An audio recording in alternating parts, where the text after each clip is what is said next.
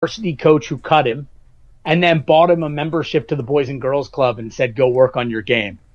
And I sort of asked, why, Bill? And he said, well, two things. One, he knew enough about me to know that money was going to be a barrier if he just told me to go practice. Right. Two, he showed me the way, but then let me take action on my own. And three, I was of no use to him at that point. He'd cut me, and he still took an interest in me. So a lot of times it's just those gestures at rare turns, and kids really notice when they're maybe not useful to you or they're not fitting in, and you still take an interest, you know? Go ahead. I'm sorry. I connect. Again, that's the best part I love about this show. And people like yourself come on, you all help me remember things. And I just had my high school reunion this weekend, and we were talking about coaches. But I had one basketball coach freshman year, and we had a lot of basketball teams, one for every year actually. And I was not a great basketball player, but he coached me. But I always remember I liked him the most the year after that, because he still always said hi to me when there was no reason to. And in fact, even more after I was done playing, didn't even play anymore the last couple of years, that's where I really remembered and made that impression. I always liked him, but I liked him more later when I realized he had no reason, to be going out of his way to say hi or help me out with something. Exactly. I mean, you talked about intentionality earlier. So I was at this conference it's probably 5 years ago, Beyond Sport. I gave a workshop presentation with a guy you and I were talking about, Lou Bergholtz from Edgework. And I heard one of the coolest things I'd ever heard at this conference from a sports-based youth development program. So they said, we take film of our practices. And I was like, that's awesome. You guys break down the film and see what's going on. He said, yeah, we break down the film. We don't break it down based on how the kids are playing. I was like, okay, what do you do with the film then? He said, we break down the film to see how much time the adults are spending with each kid. Because we realize that in practice, we probably are gravitating towards the kids who matter the most in games, and we don't want to get caught in that trap. So we see which kid no one had any contact with during practice, and we correct that. I thought that was the most amazing thing I ever heard. I would agree, because, and again, very unintentionally, coaches gravitate to where the action is. And you can't blame them for that, because that's what they're doing. I mean, they're with the action. And there's so much going on right behind them, especially the younger you go. The younger they are, the less you really need to talk about the kids on the court, because they can't hear you. They're just chasing a ball. They're having a good time. But it's the kids on the bench that's who the coach has something to say. And I watch that with my kids, who 4 girls play multiple sports. And when I see a coach that turns to the bench a lot, and they just go way up. And it has nothing to do with the score, or anything else my kid is learning, or whether or not they're on the field or being talked to when they're on the bench. It's just what you said there. It's how are they engaging everywhere as much as they can? Yeah, and what I thought was so great about that too was they were admitting their own sort of like human frailty and having humility about this. Because I coach youth baseball and youth flag football, and I think, of course I'm a mentor. This is what I do for a living. I love mentoring. I'm a good person. Like I'm hanging out with other people's kids, And so I think all these wonderful things about myself, but these guys just knew that naturally we might not get to everybody. And it's good for us to be scientific and methodical about building relationships and getting to every kid and touch points. And so I just thought that was so cool too, because it was like they were also just being honest with themselves about the way this works. And so anyway, I've just always thought that was a really cool example. Another great one that I love, because you just talk about like everyday things you can do to be an intentional mentor. This guy who runs the Search Institute that I was talking about earlier, Ken Piquel, he wanted to find out, what do the master mentors do? The natural ones, not the ones in programs, but the people that when you go to a school, everyone says like, hey, Mr. Johnny's the reason I got through here. Just like every kid's talking about the same guy. And then you find out the guy is the school janitor, or or he's the music teacher or whatever, but he's not a guidance, he's not, his role is not mentoring. And so he interviewed this one woman, I think it was in the rural South, and he said to her, all the kids describe you. They say you're the best. And he said, what do you do? She said, well, I don't really know, but I'll tell you one thing I do. The first time I meet with a kid, I ask him a lot of questions. And if I find out that he's got an interest in trucks, or his uncle's sick, or something he mentions during the conversation, even if it's not a big deal, after he's gone, I write that down. And 2 weeks later, I round back on that. How's your truck collection? Yeah. How's your Uncle Jim? She said, from the moment I do that, I've got you in your mind. That's what she said. I love that. And it's just, it's that is easy, beautiful. Right? Yeah, it is. I mean, it's sinking your hooks into a kid the right way, Exactly. So there are these things you can do to express care, express interest, be methodical, be intentional. We provide a ton of training for people that want to set up quality mentoring programs. People can find that on mentoring.org. You can request free technical assistance and training if you're a nonprofit or a school or a faith-based organization. We've got the National Mentoring Summit in January where 1,100 people come for workshops and things. That's on our website. You can become a mentor on our website. Just put in your zip code and find a place to volunteer and be a mentor. But there are also all these different ways that you can be mentor-like with kids as well, which is just as important. And we're trying to actually develop some more methodical tools around that. But a lot is known. And we're just trying to capture it. Yeah, and I think there is a general fear. Well, it seems like we get both, which is because you're with kids, you must be mentoring them. And, to be a mentor, once you hear there's a real program, then you start to wonder, well, wait a second, what kind of problems do I have to fix for this kid? How much time commitment? I don't want to ruin them.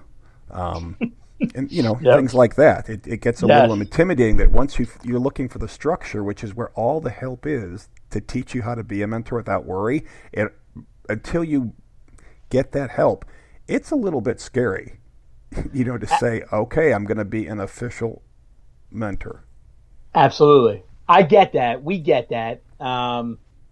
What I would say is two things. One, when you do it formally, and I think that makes people nervous to do it formally, but doing it formally means you get the training and support to do it well. So, it's actually less scary because you actually are supported by professionals who think about matching you with the right kid and are there to answer questions. The other thing I would say, and this is a very hard thing for me as an individual, so I'll just kind of speak to my own bias. I grew up with adults that solve problems. My dad's one of the great problem solvers of all times. And that is the way I come at things. Where is the day to be saved? Where is the problem to be solved? That's the way I am, to the point of, bothering people and to the point of it being a weakness, just like any strength. The number one thing that will get you in trouble in thinking about mentoring or psyching yourself out from mentoring, and also make you a bad mentor, is if you come into it with a problem-solving mentality. A human being is not a problem to be solved. Children don't go into mentoring relationships because they need problems solved. If you come into that, it will scare the hell out of you and you will never feel successful. What you have to convince yourself is a child is being put in a mentoring relationship because simply there's probably not enough adults who have time to spend with them. I can rectify that by being a living, breathing human being who spends consistent time with them. And it's as simple as that. Yeah, nobody's broken. They may be hurting. They may need, some situations corrected. But these are some things that it makes a lot of sense when you hear it, but I definitely wouldn't have come up with it on my own. And that's the other part, too, with organizations like yours, is that it's just so surprisingly simple in terms of what you have to do. But like you say, it's not because, the rest of us were too dumb to figure out on our own. It's the research is saying, hey, some things are complicated, but in general, to just be there for the start is the goal. Yeah, when you mentor a boy, if you're a man, you don't in the first car ride say, let me tell you how to be a man. That comes up over time while you're eating chicken wings or playing mini golf. And it comes up on the kids' terms too. I mean, these are the things you have to realize when you're mentoring is you have to learn to be physically present, which is actually an awesome thing to learn to do just as a human. It's a little bit Zen. And you have to let the young person steer to some degree and just be there, be a friend, you know? It's actually, if you're a parent, which I am, it's an incredibly liberating relationship because it's very different than the parent-child relationship. It is. And in fact, one of my recent meetings with a young man I mentor, the program is done, but we stay in touch, and he's in Baltimore here. Every couple of months, not as often as we'd like, but I'll say, hey, you want to connect? And he's in his early 20s, and we'll just, I'll go to his house, we'll walk over to Popeyes, get some chicken. We'll just sit there, and I don't start the conversation. He does. Yep. And he says what he wants to talk about, and we go from there. And the interesting is, he often asks me how I'm doing, what am I up to, and I just answer, and then he might steer it to wherever it wants to go, and you hear what's important to them as he's commenting on my life. I'm not commenting on his. He's actually critiquing and commenting mine, and it's doing a lot for him. And so it just doesn't get any easier, you know, to just say, yeah, let's go out and get a bite, and I'm going to tell you how I'm doing. Oh, okay. That's not there doesn't seem to be a whole lot of risk there. So it's a beautiful place to get to. Yeah, it's so different than with your kids. Yeah, it is. And I just think about, like, you know, my sister just brought the first grandchild, or my parents' first grandchild, to college, to University of Richmond. And just what a big moment that was for them. And she was there with her at college. I think you just did this with your child. And she was outfitting the room and getting pictures and all this. I look at, like, a lot of the kids I know, they didn't have that experience. There was no one to necessarily take them, and not the money to take them. It's not that nobody loved them or was excited they were going to college. It was just that the entire life of the family, from a job standpoint, from a money standpoint, from a transportation standpoint, couldn't stop and take them and celebrate them easing into college. That's something a mentor can do. If they have a relationship with a kid already, they could be the one to drive them to college, you know, and that's a really important experience. Otherwise, a kid goes alone, and a lot of kids do, and they find the resilience, and they probably don't even know what they're missing, but a lot of other kids do. And so a lot of it's just being around for life's moments, you know, that aren't necessarily that dramatic, and for a lot of kids are really natural. What happens to them, or the call that comes a month in. You know, I know, you know, my niece is like this. You start doubting, do I fit in here? Blah, blah, blah. If you have no one to call, it's really hard. And the person on the other end of the phone doesn't have to have the answer and the sage wisdom. They just have to say, hey, stick with it. Everybody goes through this. You know, those are words we've all heard in our lives. Stick with this. You're not alone. That are, like, really powerful. But if you have no one to say those to you, that can be the difference between dropping out of college, leaving a job, leaving high school, whatever it may be.